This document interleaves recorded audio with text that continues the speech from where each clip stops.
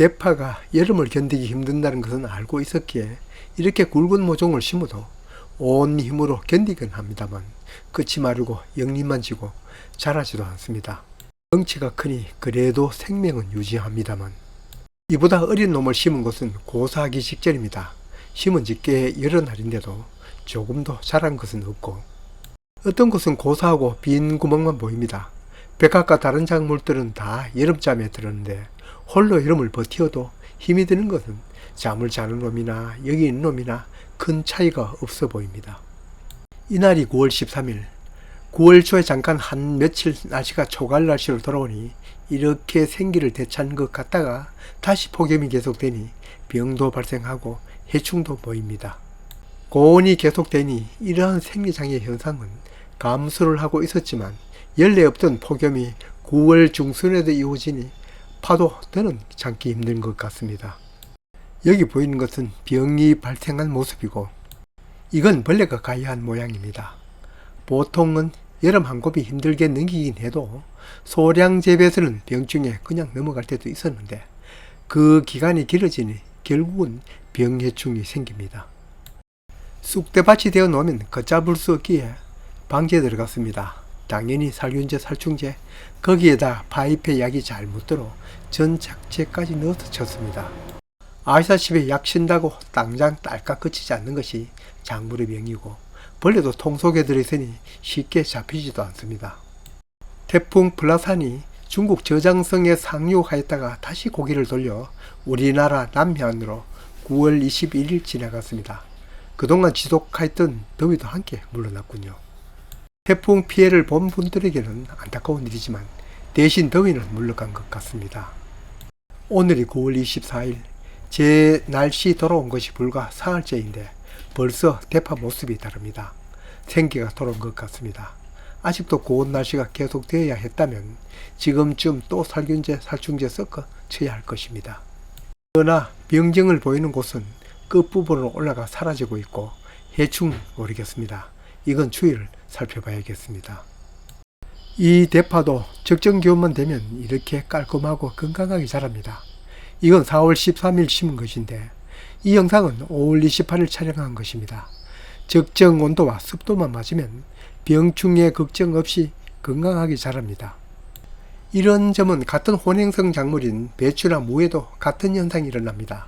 작년에 무름병 올해도 재발할까 성심을 다하여 만전을 기하고 있는데 느닷없이 다른 병이 왔는데 좀 더 지켜봐야겠습니다만 무늬병이 온 것 같습니다. 물론 방제를 하였죠. 그러나 이런 더운 날씨가 계속된다면 쉽게 나지도 않습니다. 다행히 날씨가 수그러지니 배추도 무도 기력을 찾고 있는 것 같습니다. 고온의 배추 재배 힘든 것 우리 텃밭 농보다 채소 장사꾼이 더 먼저 알고 있습니다. 지금 배추값이 벌써 천정부지로 올라 한 폭에 2만원 넘어선다더군요. 이제 생기가 돌아온다고는 하지만 지금 겉잎들이 고온과 병으로 몸살을 하라 텃밭에 두기 흉측할 정도인데 작년에 늦게는 물병이 와서 그렇지 그 전에는 이렇게 티 한 점 없이 커갔습니다. 이 모든 것이 기후, 즉 저온과 관계가 깊은 것을 찾을 수 있습니다. 같은 혼행성 작물로서 배추는 18에서 20도, 지중해 연안과 중국 북부지방의 원산지에서 여름을 견디는 것은 어렵습니다. 해마다 무, 배추 농사 지어보면 무 발화하고 배추 정식하는 8월 하순이 가장 어렵고 9월이 다음 어려웠습니다. 작물이 어린 데다가 날씨 또한 저온 이상이기 때문입니다. 파는 중국 서부 파미르 원지대와 중앙아시아, 서늘하고 건조한 곳에서 자라던 것이어서 같은 혼행성 작물인 무, 배추보다 장마는 더욱 못 견딥니다. 작물 재배에서 양분 공급보다도 병충해 방지보다도 훨더 중요한 것은 바로 그 작물이 살아가기에 알맞은 적정 온도, 그 다음으로는 적정 습도입니다. 파는 저거온은 무, 배추와 비슷한 20도 전후인데 지금 날씨가 가을 날씨로 되찾아왔다고는 하지만 오늘도 기온이 17도에서 25도, 이들 저온보다도 아직 좀 높은 것 같습니다. 이 영상을 만드는 까닭은 날씨 푸념을 하려고 하는 것이 아니라 아무리 작물에 좋은 영양제 주어도 아무리 잘 고쳐지는 약을 뿌려도 작물이 살아가기 알맞은 저온보다는 못하다는 점을 새삼 깨달은 점을 얘기하기 위함입니다.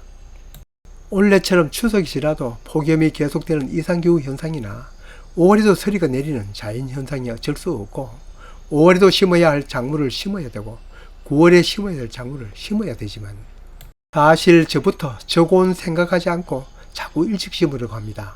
하기야 일찍 심으면 재배기간이 길고 그만큼 수확량도 많고 특히 저 같은 텃밭농은 조금이라도 일찍 텃밭 친구를 만나고 싶은 마음도 있습니다. 봄에 심는 건 고추, 가지, 토마토, 고구마 주로 열대성 작물이 많고 가을에 심는 것은 무, 배추, 파, 양파, 혼행성 작물입니다. 그러니 봄에 심는 것은 기온이 낮을까 걱정되는 작물이고 가을에 심는 것은 온도가 높을까봐 걱정되는 작물입니다. 재배 기간이 짧아지는 것은 있지만 하루라도 뒤에 심으면 이러한 온도 걱정은 줄어드는 것이만큼 특별한 쓰임이 없으면 조급함을 떨쳐야겠습니다.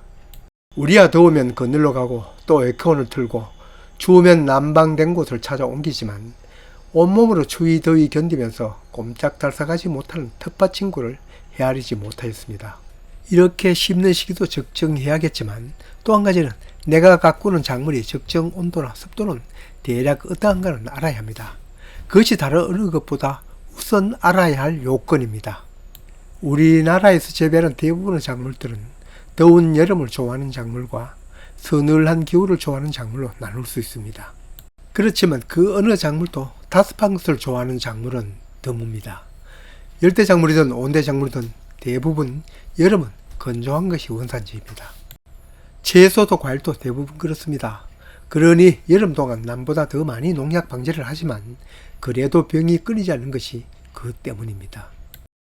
그 여러 작물 중 토란이나 박가작물 중 수세미, 여자, 박, 그리고 가지가 작물 중 가지 이것들은 같은 과 다른 작물보다는 습한 여름을 잘 넘깁니다. 고온다습한 동남아가 원산이기 때문입니다. 물론 작물마다 원산지가 여기다 저기다 하지만 그건 우리 농부와는 상관없습니다. 원산지 추정은 작물의 온습도 특성을 찾아 정하기 때문입니다. 어디든 작물 특성을 따라 정하니 그건 학자들의 몫입니다. 우리는 각 작물의 원산지를 알고 그 원산지의 기후 특성을 유념하면 됩니다. 학교 다닐 때 지리를 전공한 분이라면 원산지만 봐도 되지만 그렇지 않은 분을 위해 그 지역의 기후 특성도 정리하였습니다. 이러한 작물별 원산지 정리표나 그에 따른 원산지 기후 특성 참고 자료도 제 채널 커뮤니티에 올려두었으니 심을 때마다 참고하십시오.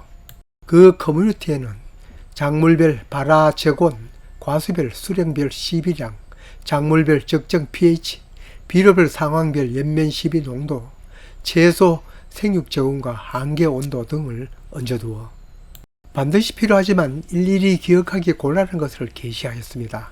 인터넷에 찾아도 되겠지만 소방농장 채널 누르고 커뮤니티 스크롤 바를 내려보면 금방 찾을 수 있습니다.